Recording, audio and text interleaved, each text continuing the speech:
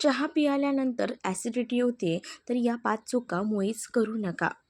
चहा प्यायला सर्वांनाच आवडतं, मात्र अनेकांना चहा प्यायल्याने ॲसिडिटीचा त्रास होतो, छातीत जळजळ होते आणि त्यामुळेच जर तुम्हालाही चहा पिल्याने ॲसिडिटीचा त्रास होत असेल, तर तुम्ही चहा बनवताना योग्य ती काळजी काय घ्यावी लागते. सकाळी उठल्या उठल्या किंवा बराच वेळ काही न खाता थेट चहा पिणं हे ॲसिडिटीचं मुख्य कारण आहे. कोमट पाणी सकाळी सगळ्यात आधी घ्यायचं आहे, यामुळे पोटातील ॲसिड सौम्य होते. तर चहा पावडर टाकल्यानंतर तो जास्त वेळ उकळल्याने त्यात टॅनिन नावाचा घटक बनतो आणि त्यामुळे ॲसिडिटी वाढण्याची शक्यता असते.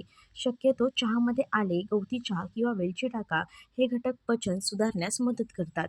झोपण्यापूर्वी चहा प्यायल्याने पचनक्रिया मंदावते आणि सकाळी उठल्यावर ॲसिडिटीचा जास्त त्रास होतो. तुम्हाला हा व्हिडिओ कसा वाटला कमेंटमध्ये नक्की सांगा आणि असेच नवनवीन व्हिडिओज पाहण्यासाठी चॅनलला सबस्क्राईब करायला विसरू नका.